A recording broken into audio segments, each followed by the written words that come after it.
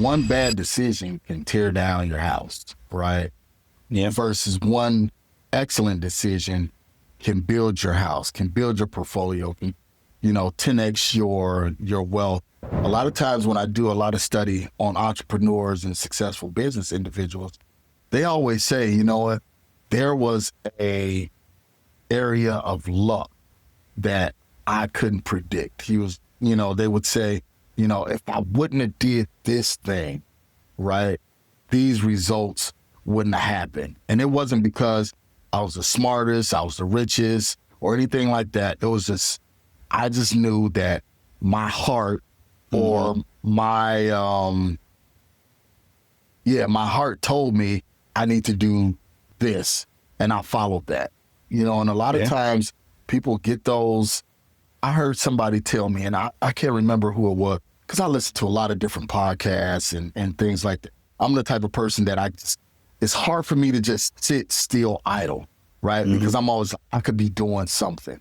So even if it's listening to a podcast, reading a book or something like that. But I was listening to a guy and, God, I lost my train.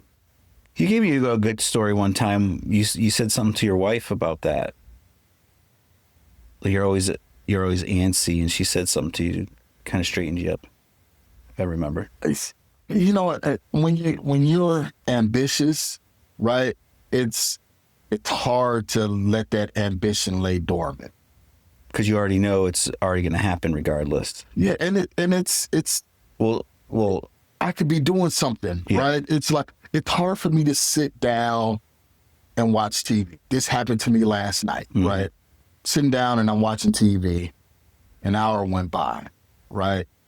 Now I'm starting to feel guilty, like you could have used that hour for something, right? And so knowing all day earlier, I was reading a book and I read for like 4 or 5 hours.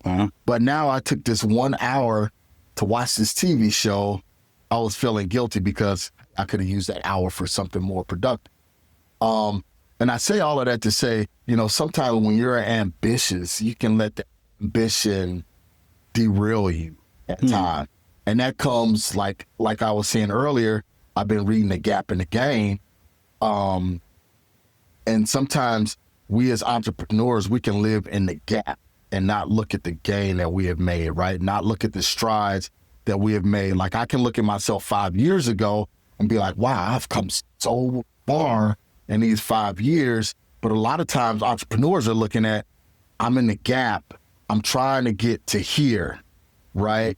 And it's so far for me to get from point A to point B to where we're constantly going and we're not taking time to appreciate how far we've come. Oh, yeah, because if you look back 5 years ago, you're probably where you're at, where you wanted to be 5 years ago. Yeah. Right. Yeah. But now you're here in these 5 years and you're looking 5 years ahead and you're not appreciating where you've come from 5 years early. Which goes back to anxiety. I know a lot of people get anxiety. So if you're always thinking about the future, you're always thinking about the past, it's depression, right? So it's like, you got how much of the day can you live right now? Yeah, in the present. Even I do feel though, like at some level as entrepreneurs, it's like you do have to look at the past and remember what happened and not make that mistake again. And you do got to think about the future and have a target. That's what you do. I guess maybe that's my battle here too. When I said, Jesus, take the wheel.